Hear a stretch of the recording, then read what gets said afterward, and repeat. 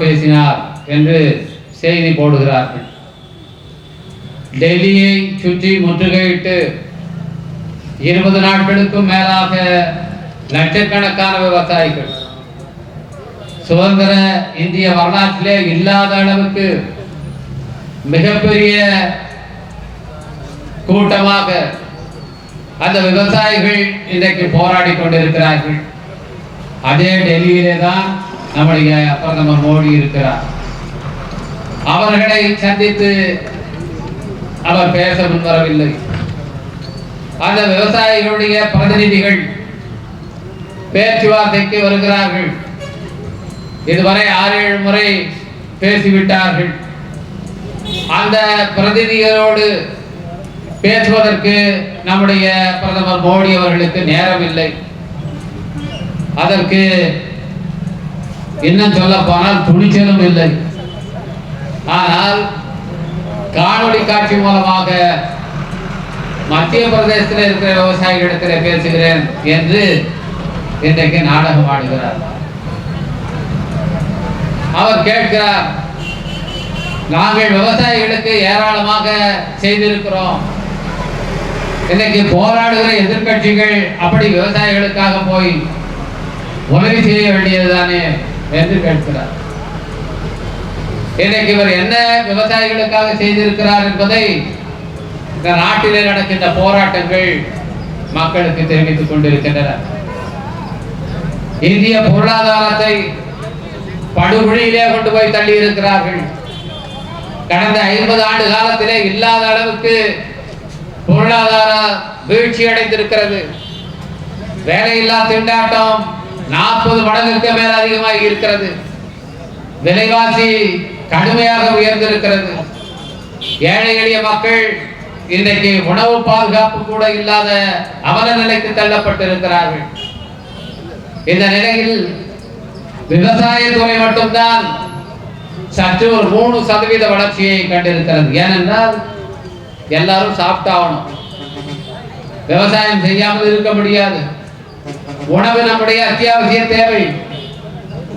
எதை குறைத்தாலும் சாப்பாட்டில் கூடுதலாக செய்யக்கூடிய விஷயங்களை நாம் குறைக்கலாமே தவிர உயிர் வாழ்வதற்கு சாப்பிட்டு தான் ஆக வேண்டும். எனவே இன்றைக்கு விவசாயத்துறை 3% வளர்ச்சி கண்டிருக்கிறது. இதை பார்த்தார் மோடி.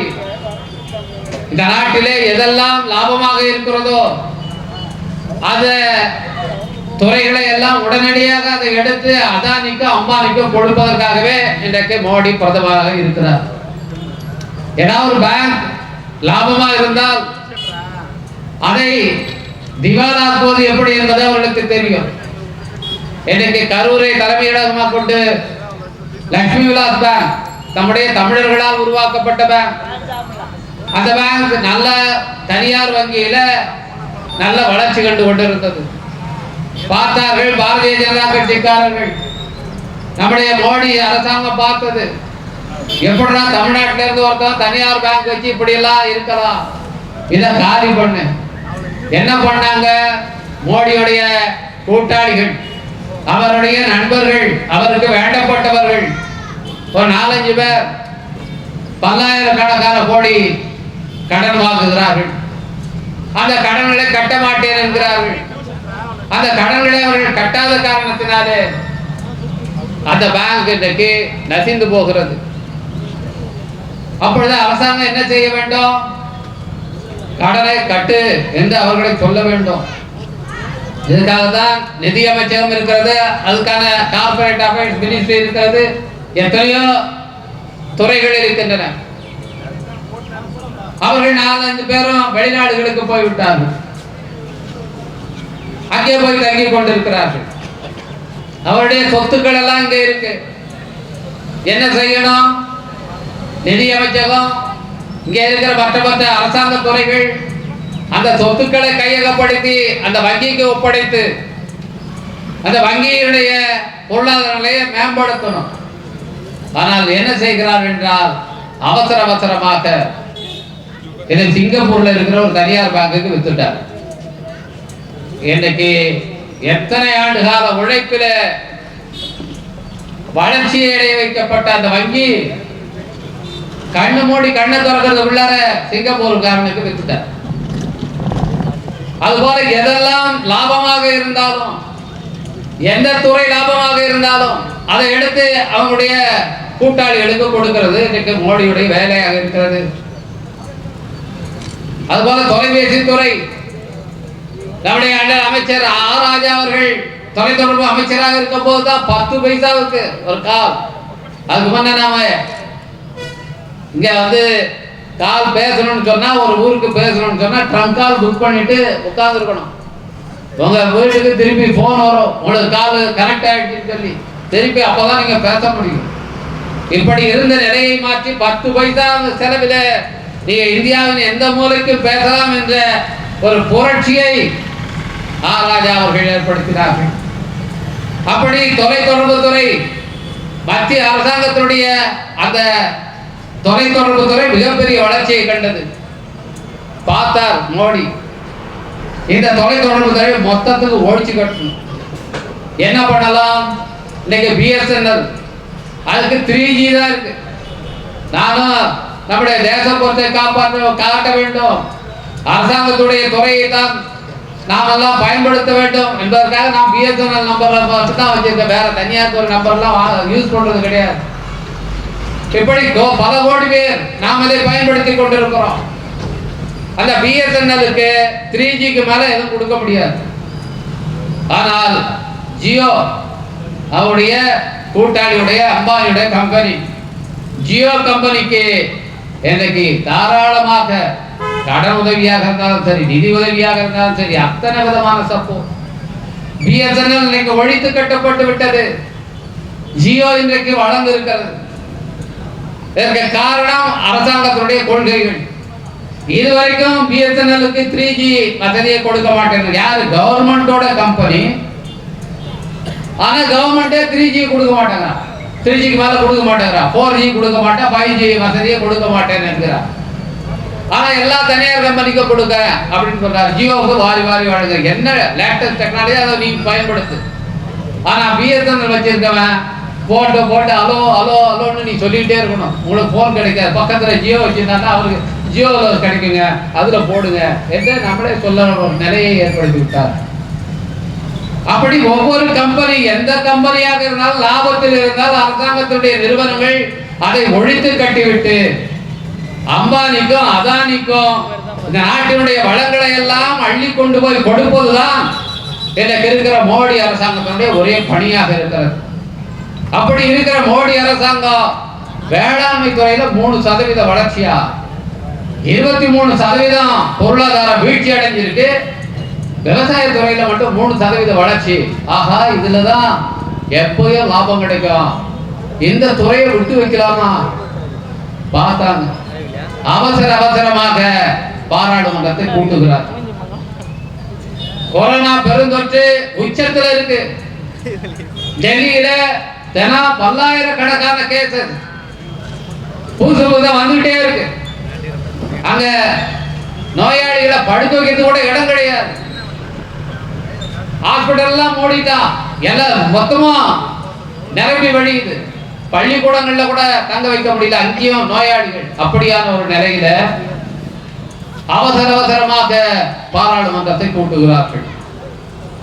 அப்படி கூட்டி ஏதோ பாராளுமன்ற ஜனநாயகத்தை காப்பாற்றுவதற்காக இவர்கள் செய்கிறார்கள் என்று சொன்னால், எதுக்காக கூட்டுறாங்கன்னா இந்த 3 சட்டத்தை நிறைவேற்றுவதற்காக. அவசர சட்டமா நிறைவேற்றி இருந்தாங்க 6 மாசத்துக்கு முன்ன. 6 மாசத்துல அது காலாவதி ஆயிடும், அதை சட்டமாக்கி கொள்ளவில்லை என்றால். எனவே அவசரமாக பாராளுமன்றத்தை கூட்டி இந்த 3 சட்டத்தை நிறைவேற்றுறாங்க. சரி, பாராளுமன்றத்துல மக்களவையில லோக்சபாவில் அவங்களுக்கு பலம் இருக்கு, 303 பேர் அவங்க கட்சியில மட்டுமே உறுப்பினர் இருக்காங்க. அங்க அது ஈஸியா நிறைவேறிடுச்சு. ஆனால் மாநிலங்களவையில, ராஜ்யசபாவில் இந்த சட்டம் நிறைவேறணும், அப்பதான் சட்டமாகும். ராஜ்யசபாவுக்கு அன்னைக்கு இன்ட்ரோடியூஸ் பண்றாங்க. அன்னைக்கு அது விவாதத்துக்கு எடுத்துக் கொள்ளப்பட்ட நாள். அந்த நாளிலே எல்லாருமே பேசுகிறார்கள். நம்முடைய திராவிட முன்னேற்ற கழகத்தை சார்ந்த மாநிலங்களவை உறுப்பினர் ஆனால் திருச்சி சிவா அவர்கள் மிக கடுமையாக இந்த சட்டத்தை அதற்கு விமர்சித்து பேசுகிறார். அதுபோல காங்கிரஸ் கட்சியிலிருந்து கம்யூனிஸ்ட் கட்சியை சார்ந்தவர்கள் கடுமையாக விமர்சித்து பேசுகிறார். பேசிட்டு அண்ணன் திருச்சி சிவா அவர்களும் மற்றவர்களும் எழுந்து இது வாக்கெடுப்பு விட வேண்டும் இந்த மசோதா என்று கேட்கிறார். பார்லிமெண்ட்ல என்ன ரூல்னு சொன்னா, ஒரு மசோதாவை நீங்க நிறைவேற்றுறீங்கன்னா சட்டமன்றத்திலே அதுதான் ரூல். ஏந்திரிச்சு ஒருவர் டிவிஷன் என்று ஒருவர் விரலை உயர்த்தி எழுந்து நின்று விட்டால் போதும். இதற்கு வாக்கெடுப்பு விட வேண்டும் என்று ஒரே ஒரு உறுப்பினர் கேட்டாலும் உடனடியாக சட்டமன்றத்தில் இருந்தாலும் சரி பாராளுமன்றத்தில் இருந்தாலும் சரி வாக்கெடுப்புக்கு விடணும். இதுதான் நியதி, இதுதான் சட்டம், இதுதான் பாராளுமன்றத்துடைய விதி. இன்னைக்கு லோக்சபால என்ன நடக்குது? ஓவைசின்னு ஒருத்தர் இருக்கார், அவர் பாஜகவுடைய ஒரு பி டீம். அங்க என்ன பண்ணுவாருன்னு சொன்னா, எப்பெல்லாம் காங்கிரஸை அம்பலப்படுத்தணும்னு நினைக்கிறாரோ, எப்பெல்லாம் எதிர்கட்சிகளை அம்பலப்படுத்தணும்னு நினைக்கிறாரோ, அந்த மசோதாவில் உடனே எழுந்திருச்சு அவர் டிவிஷன் என்பார். உடனே வாக்கெடுப்பு நடக்கும். வாக்கெடுப்புல இந்த எதிர்கட்சிகளை அவர் குற்றம் சாட்டி பேசுவார். அப்ப ஒரே ஒருத்தர் டிவிஷன் கேட்டாலும் அந்த வாக்கெடுப்பு நடத்துவாங்க லோக்சபாவில். ஏன்னா விதி எப்படி இருக்கிறது. அதே போல ராஜ்யசபாவில் மாநிலங்களவையில் அன்றைக்கு வாக்கெடுப்பு நடத்தப்பட்டிருக்க வேண்டும். அண்ணன் திருச்சி சிவா மட்டுமல்ல, பல உறுப்பினர்கள் எழுந்து அந்த மசோதா மீது வாக்கெடுப்பு நடத்த வேண்டும் என்று கேட்கிறார்கள். ஏன்னு சொன்னா, அன்னைக்கு பிஜேபிக்கு அங்கே போதுமான எண்ணிக்கை பலம் இல்லை. வாக்கெடுப்பு நடந்தால் அந்த மசோதா தோற்கடிக்கப்பட்டிருக்கும், இன்னைக்கு சட்டமாக இருக்காது. இதை காரணமாக நன்றாக தெரிந்து கொண்டு விட்ட பாஜக என்ன செய்கிறான்னா, வாக்கெடுப்பு கேட்ட கூட வாக்கெடுப்பு நடத்தாம, வாக்கெடுப்புனா நீங்க சீட்டுல எழுதி கொடுக்கணும், அங்க ஓட்டு போடணும், மெஷின் மாதிரி அங்க வச்சிருப்பாங்க பட்டன். பட்டன் ஒர்க் பண்ணலன்னா தனியா பேப்பர்ல எழுதி கொடுக்கணும். இதுதான் வாக்கெடுப்பு. ஆனால் என்ன பண்றாருன்னா சபாநாயகர் குரல் வாக்கெடுப்பு என்று எத்தனை பேர் கை தூக்குங்க, எஸ் சொல்லுங்க, நோ சொல்லுங்கன்னு குரல் வாக்கெடுப்பு நடத்திட்டேன். எல்லாம் நம்ம நாட்டாமையில இது முடிஞ்சு போச்சுன்னு சொன்ன மாதிரி, நம்முடைய வடிவேலு பஞ்சாயத்தை கலைக்கிற மாதிரி என்ன பண்ணார்னா, எல்லாம் பாஸ் ஆயிடுச்சு சொல்லி அன்னைக்கு பாஸ் பண்ணிட்டாங்க. இன்றைக்கு எப்படி முறைகேடாக இந்த சட்டம் நிறைவேற்றப்பட்டிருக்கிறது. பிரதமர் மோடி இன்றைக்கு விவசாயிகளுக்கு ஆதரவாக இந்த சட்டத்தை நிறைவேற்றுகிறேன் என்று சொல்கிறாரு. அப்படியான சட்டத்தை எதுக்கு சட்ட விரோதமாக நீங்க நிறைவேற்றுறீங்க? எதற்கு பாராளுமன்ற விதிமுறைகளை ஒழித்து கட்டிவிட்டு நீங்கள் நிறைவேற்றுகிறீர்கள்? உங்களுக்கு தைரியமாக இதை விவசாயிகளுக்கு ஆதரவாகத்தான் நான் செய்கிறேன் என்று சொன்னால் நீங்க வெளிப்படையா தைரியமா அதை செய்திருக்க வேண்டியது தானே. இன்னைக்கு பாராளுமன்ற விதிகளை எல்லாம் ஒழித்து கட்டிவிட்டு இந்த சட்டத்தை நிறைவேற்றி இருக்கிறார்கள். இதை எதிர்த்து உச்ச நீதிமன்றத்தில் வழக்கு இருக்கு. ஆனா உச்ச நீதிமன்றம் அதெல்லாம் அவசரமான கேஸ் கிடையாது, இதெல்லாம் நாங்க மெதுவாக விசாரிக்கிறோம் அப்படி என்று விசாரிக்க மாட்டார். அது எத்தனை வருஷத்துக்கு வரும்னு தெரியாது. 10% உயர் ஜாதியினருக்கு இடஒதுக்கீடு கொடுத்தாங்க. 40க்கும் மேற்பட்ட வழக்கு உச்ச நீதிமன்றத்தில் இருக்கு. 2 வருஷமா இருக்கு, பெண்டிங்கா இருக்குது. கேட்கறதுக்கு நாது கிடையாது. அது எப்போ விசாரிக்க வரும்னு யாருக்கும் தெரியாது. ஆனா அப்பாயின்மெண்ட்ல மட்டும் 10%, அதுவும் ஓபிசிக்கு கொடுக்கறத எடுத்து புடுங்கி எடுத்து வங்கி படியில கொடுக்குறான். நம்ம போராட்டம் நடந்ததுக்கு அப்புறம் தான் மாத்தினான். இப்படி முறைகேடாக சட்டங்கள் இயற்றப்படுகின்றன. அந்த சட்டங்களை எதிர்த்து உச்ச நீதிமன்றத்துக்கு போனாலும் உச்ச நீதிமன்றத்திலும் அந்த வழக்குகள் விசாரணைக்கு வருவதில்லை. அது இடஒதுக்கீடு வழக்குன்னு சொன்னா உச்ச நீதிமன்றத்தை அதை பார்த்தா வேப்பங்காய் மாதிரி இடஒதுக்கீடா, அது மாதிரி அரசியலமைப்பு சட்டத்தில் உங்களுக்கு அடிப்படை உரிமையே கிடையாது என்று சொல்வதற்கென்றே ஒரு நீதிபதி இருக்கிறார். அவன் அந்த பெஞ்சுக்கு மட்டும்தான் இடஒதுக்கீடு வழக்கை அனுப்புவார்கள். அவர் அனுப்புனால் உடனே அதுக்கு விசாரிக்க மாட்டார், டிஸ்மிஸ். ஏன்னா இடஒதுக்கீடு என்பது அடிப்படை உரிமை கிடையாது. அவர் ஒரே வார்த்தை தான் சொல்றாரு, அது உடனே டிஸ்மிஸ். இப்படி நம்ம ஹைகோர்ட்ல போட்டுதான் மருத்துவ படிப்புக்கு இடஒதுக்கீடு இருக்கிறது என்று ஓபிசி மாணவர்களுக்கு வெற்றி பெற்றோம்.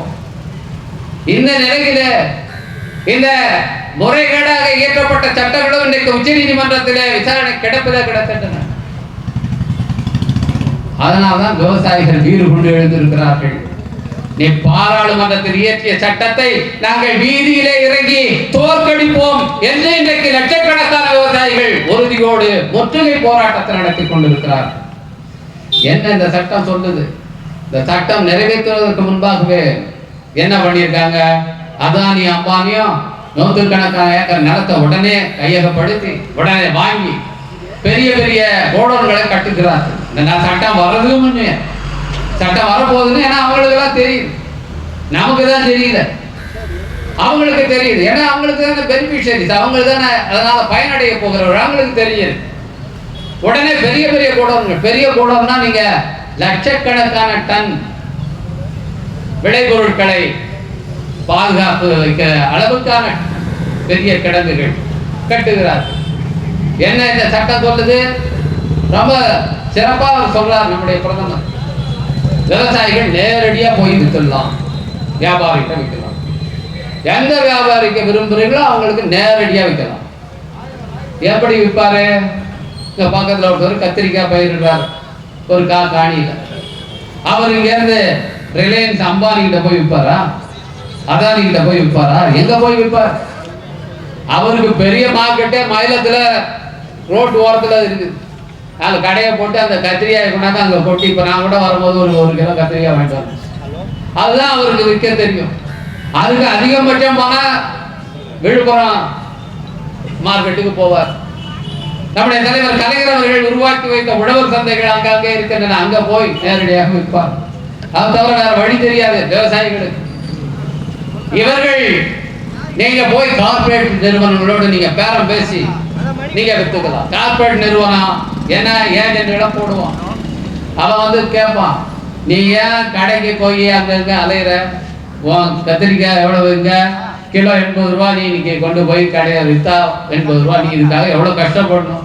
அதெல்லாம் வேணாம், இப்பயே வாங்கிக்க, இந்த 40 ரூபா மொத்தமா நான் அங்கிருந்து உன் தோட்டத்திலிருந்து பறிச்சுக்கிறேன், அவ்வளவுதான், உனக்கு 40 ரூபா கொடுத்துருவோம் என்று இன்னைக்கு எல்லா சிறு வியாபாரிகளும் எல்லாத்தையும் காலி பண்றதுக்கு அவன் நேரடியா பர்ச்சேஸ் பண்ணுவான். பர்ச்சேஸ் பண்ணி என்ன பண்ணுவான்? சரி 40 ரூபாய்க்கு வாங்கினா என்ன அதிகபட்சம், இவர் 80 ரூபாய்க்கு விற்கிறார், அந்த கார்பரேட் 40 ரூபாய்க்கு வாங்குறான், அவன் அப்போ நிச்சயமா ஒரு 10 ரூபாயோ 20 ரூபாயோ லாபம் வச்சு அவர் 60 ரூபாய்க்கு தானே அதிகபட்சம் விற்க போறான், நமக்கு நுகர்வோர்களுக்கு லாபம் தானே என்று நாம் நினைப்போம். அவன் கொண்டு போய் அதை பெரிய கிடங்கு கட்டுறான் பாருங்க, அதுல எல்லா டீப் ஃப்ரீசர்ல எல்லாத்தையும் வச்சிருப்பான். ஒரு மாதத்துக்கு கூட கத்திரிக்காய அங்க வந்து இருப்புல வைப்போம். அழுகிற பொருட்கள் நாம் நினைக்கிறோம், நம்ம கிட்ட வேற வழி கிடையாது. தக்காளியே விவசாயிகள் ரோட்ல கொட்டி வண்டியை ஓட்டினா கதெல்லாம் நானே பார்த்துருக்கேன். உடுமலைப்பேட்டையில ஒரு கூட 10 ரூபாய்க்கு கூட விற்காது, 10 ரூபாய்க்கு கூட விற்காதுன்னு சொல்லி ஆத்திரத்துல அவங்க ரோட்லயே கொட்டிட்டு போவாங்க. என்னைக்கு கூட நடக்கிறது. ஏன்னா அதை வந்து பாதுகாக்க முடியாது, பெரிஷபிள் கமாடிட்டிஸ் அழுகி போய்விடும். ஆனால் இந்த கார்பரேட் என்ன பண்ணுவான்னா பெரிய பெரிய கடைகளை எல்லா வித குளிர்பாசன பெட்டியும் வச்சு அதை 1 மாதத்துக்கு கூட பாதுகாப்போம். என்ன பண்ணுவான்? 40 ரூபாய்க்கு வாங்கி 150 ரூபாய்க்கு நம்ம தலையில கொண்டாந்து கட்டுவோம். ஸ்கார்சிட்டி பற்றாக்குறை வரும்போது வேற வழியே இல்லை, நம்ம 150 ரூபாய்க்கு வாங்கியே ஆகணும். நீங்க வெங்காயம் அப்படி வித்ததா இல்லையா? அந்த மாதிரியான ஒரு நிலைக்கு அவர்கள் இங்க நாட்டை கொண்டு போய் விடுவார்கள். நம்முடைய உணவு பாதுகாப்பு இன்றைக்கு அடிபட்டு போய்விடும். சாதாரண ஏழை எளிய மக்கள் அடிப்படையான தேவையான உணவு பொருட்களை கூட வாங்க முடியாத ஒரு நிலை ஏற்படும். வெங்காயம் 120 ரூபாய் விற்றது ஒரு மாசத்துக்கு முன்னாடி. ஏன்னா பதுக்கி இதே மாதிரி பதுக்கி வச்சு அரியலூர் பக்கத்துல 1 லட்சம் டன் வெங்காயத்தை பதுக்கி வச்சிருந்தாங்க, செய்தியெல்லாம் நம்ம பார்த்தோம். எனவே இப்படியான கார்பரேட்டுகள் வந்தால் நம்முடைய உணவு பாதுகாப்பு என்பது இன்னைக்கு கேள்விக்குறியாகும். விவசாயிகளுக்கு அடிப்படையாக கிடைச்சிருக்கிற கொஞ்ச நெஞ்ச விலையும் இல்லாமல் போய்விடும். இதற்காக தான் அந்த சட்டம் அவசரமாக இயற்றப்பட்டிருக்கிறது. இதற்காக தான் அத்தியாவசிய பொருட்கள் சட்டத்தில் இருந்த வெங்காயத்தை, உருளைக்கிழங்கு, இது மாதிரியான அடிப்படை பொருட்கள்லாம் அந்த லிஸ்ட்ல இருந்து எடுத்துட்டு அதை யார் வேணாலும் எவ்வளவு வேணாலும் இருப்புல வச்சுக்கலாம், பதுக்கி வச்சுக்கலாம், எப்படி வேணாலும் விலைக்கு விற்கலாம் என்று கொண்டு வந்து விட்டார். அத்தியாவசிய பொருட்கள் பாதுகாப்பு சட்டத்திற்கு ஏன் இதை எடுத்த? விவசாயி கேட்டாங்களா போய்?